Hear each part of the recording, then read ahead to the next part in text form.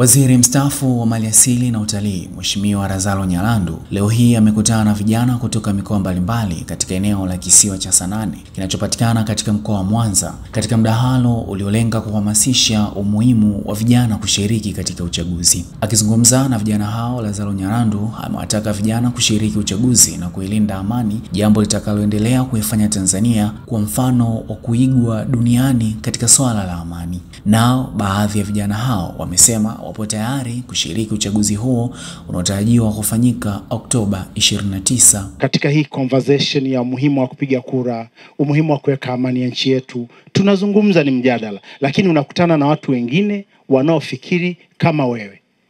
Na utashangaa kitabu kimoja kilizungumzia habari ya mtu mmoja aliitwa Elia Mtishbi. Yeye alifikiri kwa sababu alikuwa anasikia kelele nyingi sana za watu wanaosema kutakuwa na shida.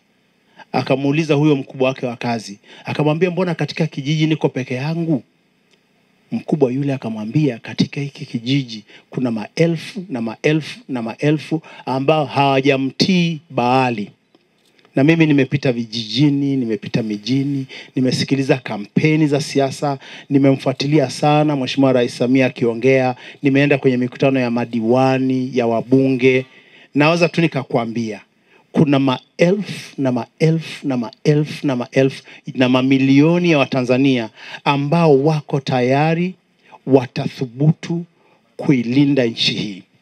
Kuna maelfu ya Watanzania wanafikiri kama wewe, wanataka siku hiyo watoke.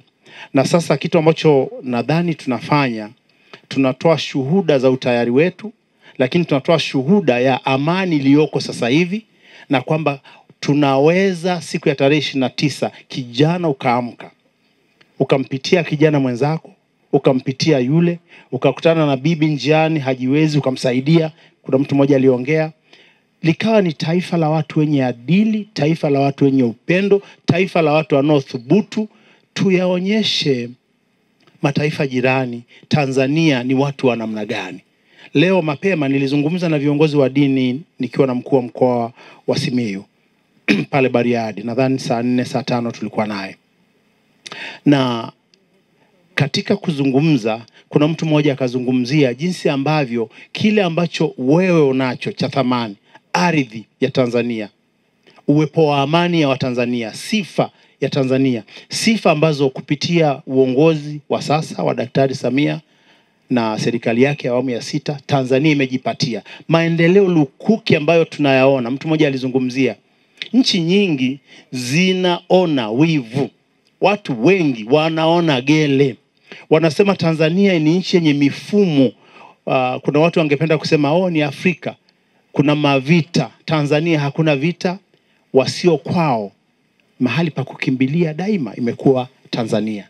Tunachotaka katika hili zoezi, na wakati tunazungumza, tuendeleze huu ubabe wa amani ya Watanzania. Kwa majina naitwa Federica Kiwale, mwenyeji wa Iringa, jimbo la Isimani. Kwa upande wangu mimi ndo mara yangu ya kwanza kwenda kupiga kura, na itakuwa ndo mara yangu ya kwanza. Ni historia. Kwanza nina shauku ya kujua kwamba ni ukienda kupiga kura katika uongozi wa nchi huwa inakuwaje. Kwa vijana wenzangu tujitokeze. Maendeleo yanaletwa kwa amani. Kura yako ndio maendeleo yako. Maendeleo hayaletwi kwa kutengeneza vikundi ambavyo vitakufanya wewe mkazozana, mkazani ndio mnaleta maendeleo. Hapana, maendeleo ni amani.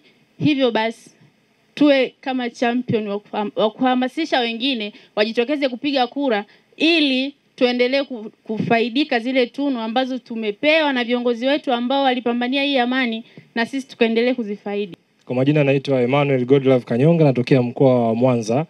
Ninaiona kula kama silaha ya mabadiliko. Kwa nini naiona kula kama sura ya mabadiliko kwangu na ni silaha yangu? Kwa sababu ninapoenda kumchagua kiongozi, ni hekima kubwa sana ambayo ni ya kufanya maamuzi. Uamuzi mzuri sio ule wa vurugu, kwenda kufanya fujo, kwenda kuandamana. Lakini unapomchagua kiongozi kwa kupiga kura, unaonesha maamuzi yako kwa hekima.